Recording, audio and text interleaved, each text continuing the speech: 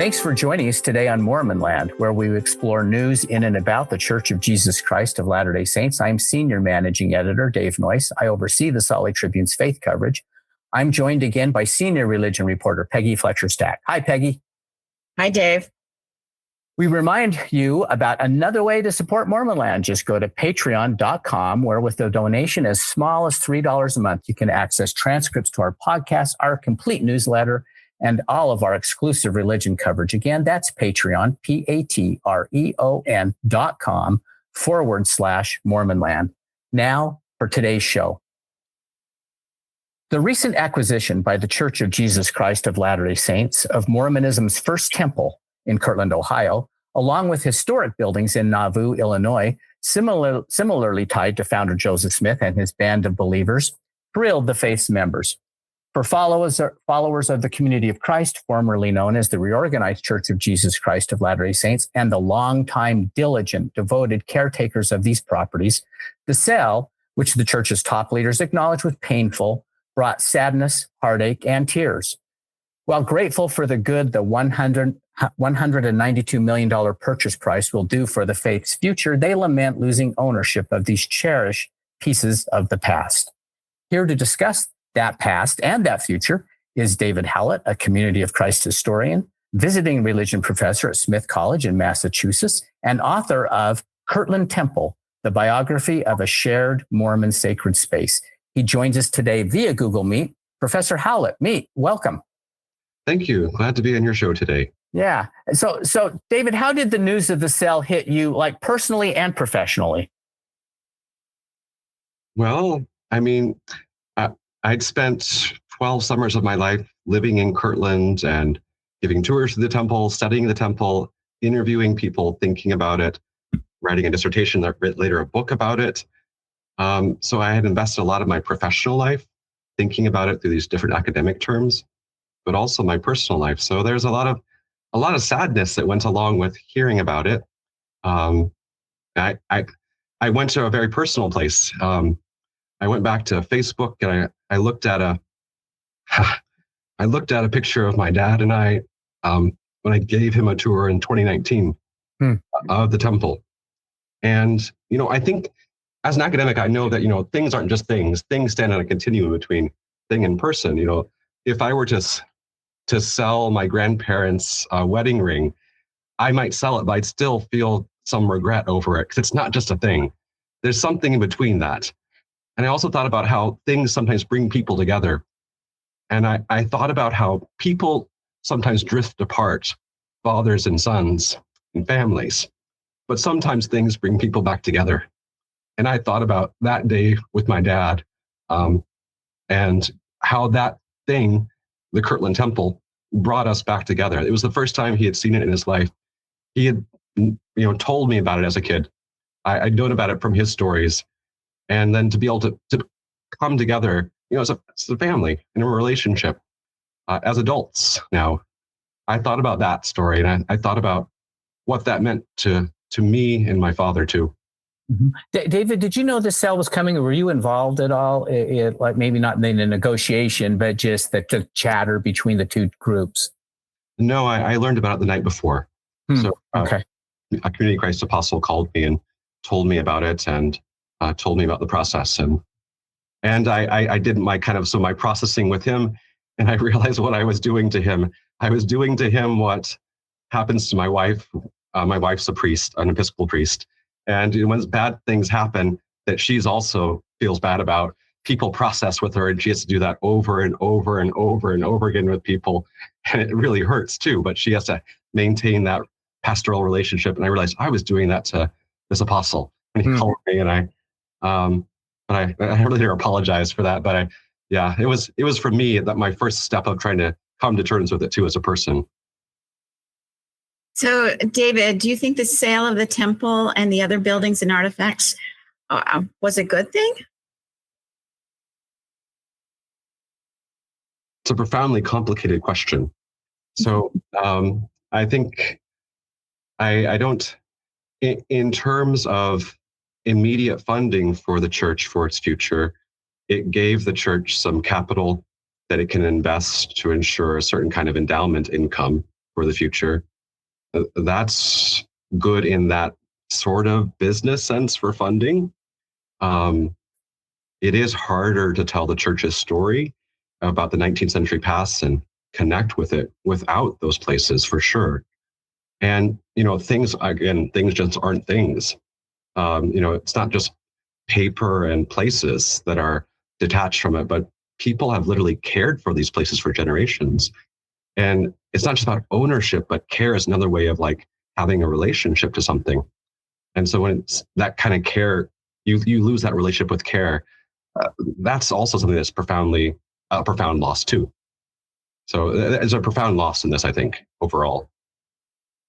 So in the past, David, the two churches shared quite a bit of animosity. At times, they were outright enemies.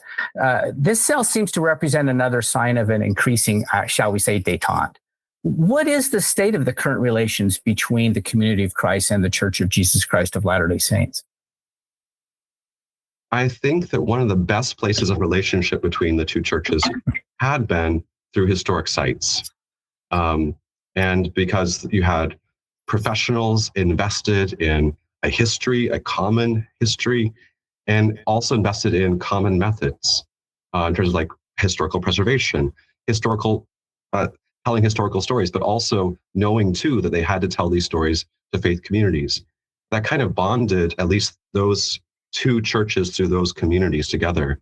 So I think that probably in the future, there'll be fewer opportunities for these two churches to have places for interaction with each other.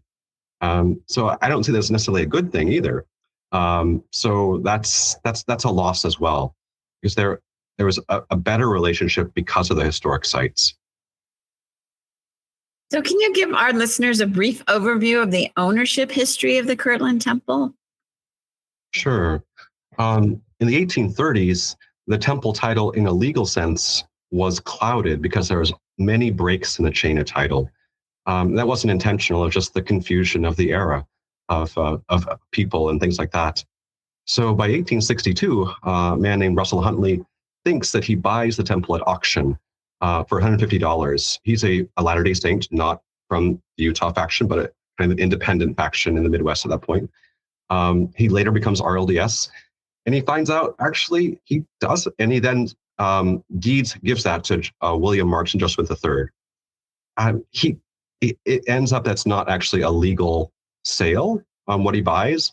So because the temple title is broken in several places, what happens is RLDS learn through their lawyer and through going to a Painesville abstractor that they have to lay claim to it through what's called adverse possession, which means the group that's there that maintains it for 20 years is legal possessor free and clear. Instead, Joseph III decides to sue for the temple in an Ohio court in a bid for legitimacy for his church, wanting a court to declare his church the true church, and then also possessor of the temple as the successor of Joseph Smith Jr.'s movement. The Judge Sherman, in a small court in Ohio, does that, but he then also throws out the case because he says this has to be resolved for adverse possession. Joseph III takes that court ruling and trumpets the first part of the ruling, but doesn't trumpet the last part. And RLDS are the possessors of it and the legal owners by 1882 or so, free and clear. But they put on the very front of the temple, basically, House of the Lord, Reorganized Church of Jesus Christ of Latter-day Saints, in succession by order of a court, February 1881. So they're literally Wow. Yeah, to make that claim. So it is literally then a place of contested ownership from the beginning. And even before that, Joseph III in 1874 attempts to sell the temple to settle debts that he had inherited from his brother Frederick, who had died in 1862 and had left debt from a farm.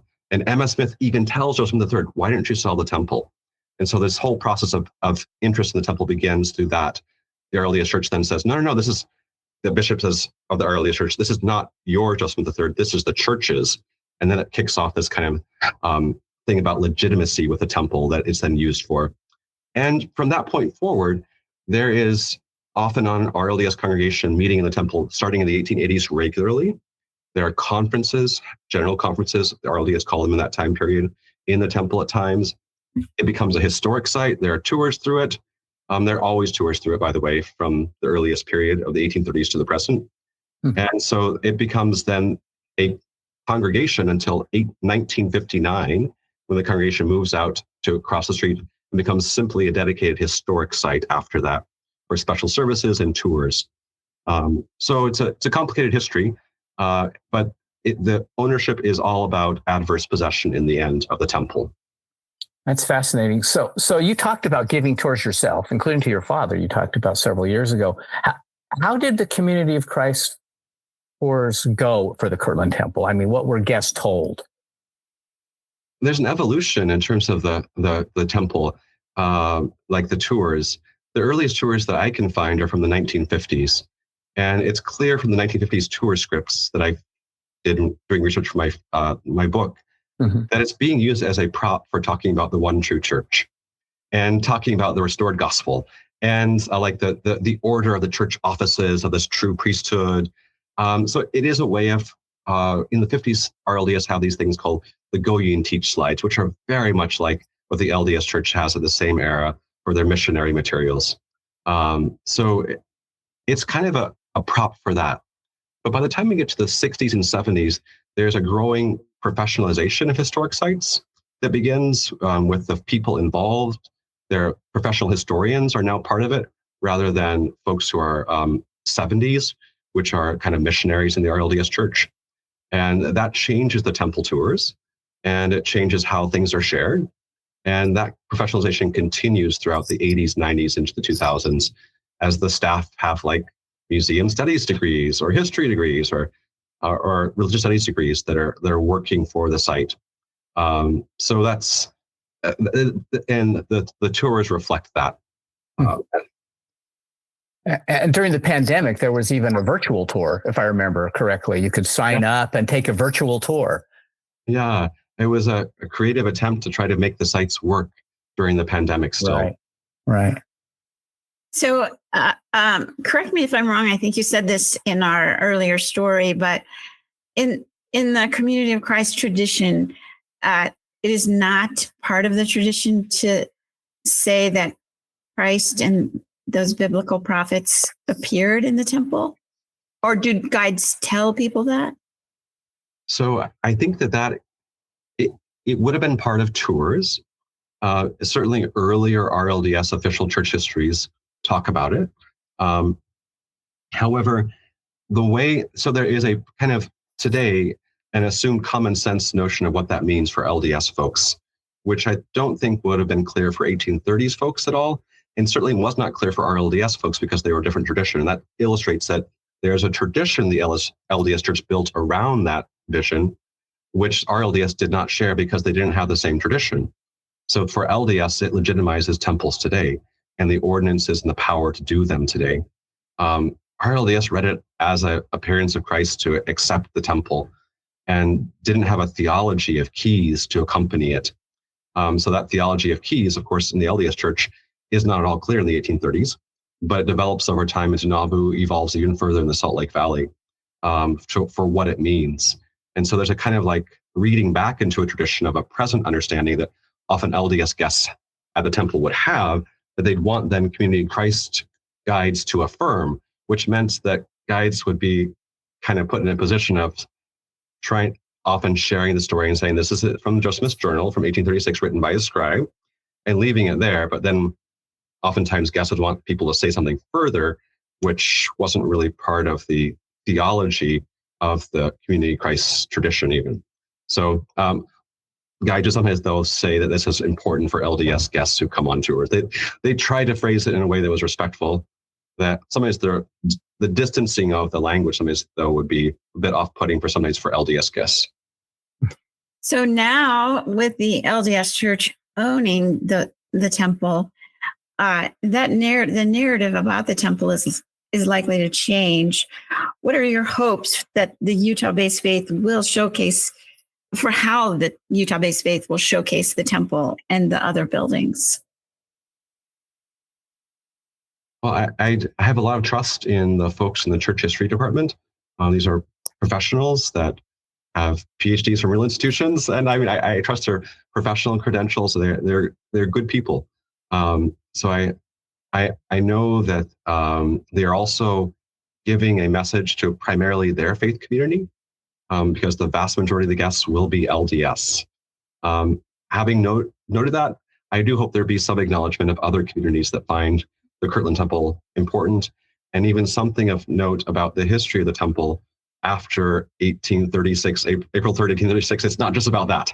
I hope there's something beyond that.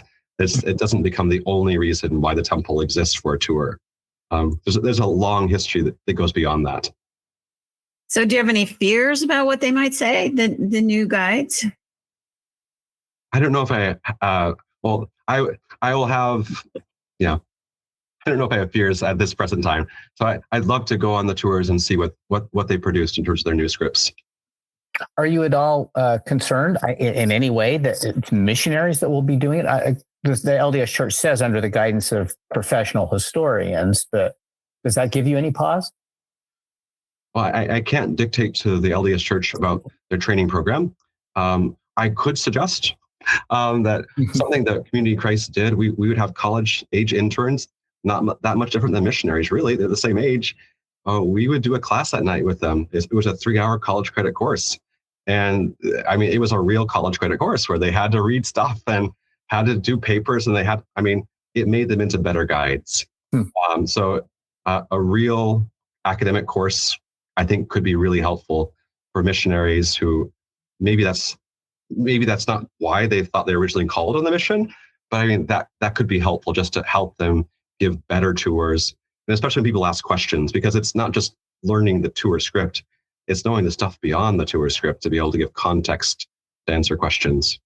Right. So according to both churches, the contract calls, the transfer of ownership contract calls for the Kirtland Temple to remain open to the public. It says like for 15 years. And after that, according to the Community of Christ document, frequently asked questions document that it published, the LDS Church has agreed that it intends to keep it that way. Is there a chance the Utah-based church, as you read that, could turn the Kirtland Temple into a functional temple and open it only to faithful members? It does read that way, that there's a possibility. I certainly hope it doesn't become that, because I hope to take my daughter, who's 3, and when she's older and can understand things through the temple, as well as a young adult. So, I mean, I hope that's the case when she gets into her 20s. Obviously, in Community Christ, we know that things change. Things in the LDS Church change too, as new prophets come and they have new things they want to do. So that's really, I think historians are especially bad at predicting the future. So, I mean, I don't know if I can predict that, but I mean, we can say that in the past, obviously things do change dramatically, sometimes with new leaders. That's true with Community Christ, it's true with the LDS Church as well. What about the Community of Christ Temple in Independence? How open is that to visitors? It is open as much as they have volunteers and guides to staff it. Okay. Insofar as they have the ability to have people power there, it is open for that. Mm-hmm. I mean, obviously it has different functions, of course, than that. But so, yeah, go ahead. Well, it does. I think that the template for the functionality of the Community Christ Independence Temple is the Kirtland Temple, in which you have church headquarters, you have a place for public worship and conferences, and then you have also the church's seminary, a graduate seminary, which is like what happens in the School of the Apostles or other iterations of priesthood training with Kirtland Temple. So that's literally the template for Independence Temple. So it does show the kind of continued legacy of Kirtland in the present day life of Community of Christ. So I think the contract also says that the Community of Christ will have access to be able to have meetings and gatherings there. I think it says something like up to 6 a year. And I think it's not just in Kirtland, it's in some of the Nauvoo properties also. How familiar are you with all the Nauvoo properties that were changed hands? So I was a guide at Kirtland. I gave tours in Kirtland.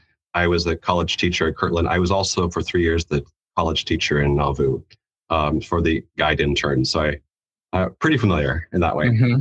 So what are the significant buildings in the Nauvoo side for our listeners? There is the 1843 Nauvoo Mansion House, which was functionally a hotel. There's the completed, what was completed of the Nauvoo house. It was, of course, under construction at Joseph Smith's death, later completed by his family, like a small part of it, of the intended thing. That is the house where Emma Smith passes away in 1879, for instance. There is then what's often referred to as the homestead, is the first home for the Smith family. That is the house in which Joseph Smith III functionally comes of age and lives his life way in, as an early young adult too. So there's a wing of it that he builds. So it's a very important part of the Joseph Smith III and his family's story. There's the rebuilt, it's a reconstructed red brick store, which that red brick store is where some of the early more familiar temple ordinances took place in the LDS tradition. It's also where the Female Relief Society was organized. It's also, of course, was a functional store in the 1840s. So those are probably the most significant sites. The Phoebe and Sidney Rigdon home. There was another hotel that was there, the Kirtland Hotel. A variety of other places, places where So we could go on, but those are the most significant ones. The release site anniversary, as a matter of fact, coming this Sunday, correct? Yeah, 182nd anniversary, I think. So now the Community of Christ retained ownership of the Smith family cemetery, which includes the graves of Joseph, Hiram, parents, Emma, other Smith family members. Why did the church keep those? And do you know whether the LDS Church sought them? You may not know that. Just wondering. I don't know that. I think it's more or less the Smith family foundation maintains it, and that includes descendants who are both Community of Christ and LDS, and folks of no kind of restoration affiliation. I think the majority of the people who are part of that association are members of the Church of Jesus Christ of Latter-day Saints, simply because of 19th century families, as composed in the LDS tradition, polygamous families, and number of children that come out of those, as opposed to our LDS families in the 19th century. But the families do participate in that. Those Smith family reunions, so they maintain the cemetery. So you said you're not much of a prognosticator, but what are your hopes for Kirtland for the future? That's really hard. I mean, because if I think about it as the historian in me is like, well, there's an added chapter to my book. No. I mean, you can think about it in that way. There's more things to write about it as this transition happens. It really is, and it's interesting for scholars to just think about the transition of sites between one group to another. That is an interesting story in itself of what happens, what kind of changes happen, and how does the minority tradition, which once controlled the site, what do they do? And that's my tradition, so it's not just they, it's me. So what do I do? But those are really interesting academic questions. So I guess my hopes for Kirtland, that I do hope it still will be a place where multiple traditions can value it. And that I hope that the sale of sites won't mean Community of Christ will value some of that 19th century history less. I hope that it continues its promise that I've seen in it of being a version of progressive Christianity with a restoration heritage that can put those two together in a way that is kind of unique among the Mormon family of churches. I think that needs to happen in this world for the, if you will, ecological diversity of the restoration tradition. That's a valuable thing. So I hope that Kirtland will be part of that tradition. I hope too that folks that found Kirtland in the past as a safe place, I think of LGBTQ Mormons and Mormon feminists and others who found that as a particularly safe place to reconnect with the past, and from an institution that sometimes they feel very alienated from, the institution they were born into. I hope they can find a way to reconnect with those sites. I think that's really complicated, and I feel sadness too of wondering how that will play out. The name of the book again is Kirtland Temple, the Biography of a Shared Mormon Sacred Space. David Howlett, thanks for joining us today. Thank you for having me. And thanks to Peggy Fletcher Stack. Always a pleasure. And to our producer, Chris Samuels, we remind you that you can keep up on all the happenings in and about the church by subscribing to the Salt Lake Tribune's free Mormon Land newsletter. Just go to sltrib.com to sign up, and we'll talk again next time on Mormon Land.